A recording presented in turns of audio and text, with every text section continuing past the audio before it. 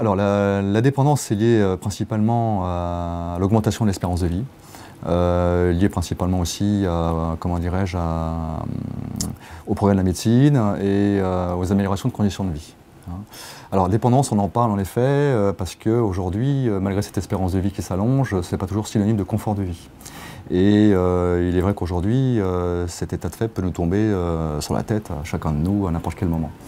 On peut y être confronté bien sûr pour nos parents, pour nos proches, mais aussi pour nous-mêmes.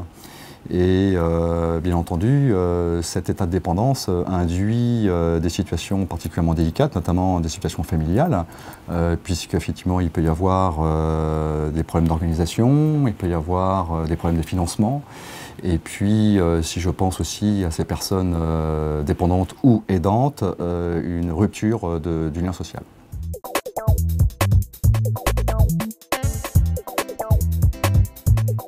Alors déjà, la perte d'autonomie doit être et peut être financée.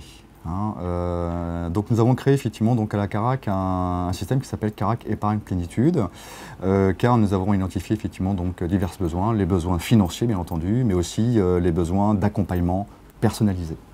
Il s'avère effectivement qu'aujourd'hui le coût moyen d'une dépendance dans le cas d'un maintien à domicile s'élève à 1 800 € par mois, qu'il faut rapporter à une pension de retraite moyenne en France en 2012 qui s'élève elle de son côté à 1 300 € par mois. Donc on voit bien qu'il y a un reste à charge important à financer. Ensuite l'autre partie c'est pour des besoins d'accompagnement. Concrètement, nous proposons pour les aidants une aide en fait, à la décision de devenir aidant, une formation de l'aidant par un professionnel, entre autres, il y a d'autres services aussi. Il faut savoir aujourd'hui que 78% des Français se disent préoccupés pour leurs propres parents.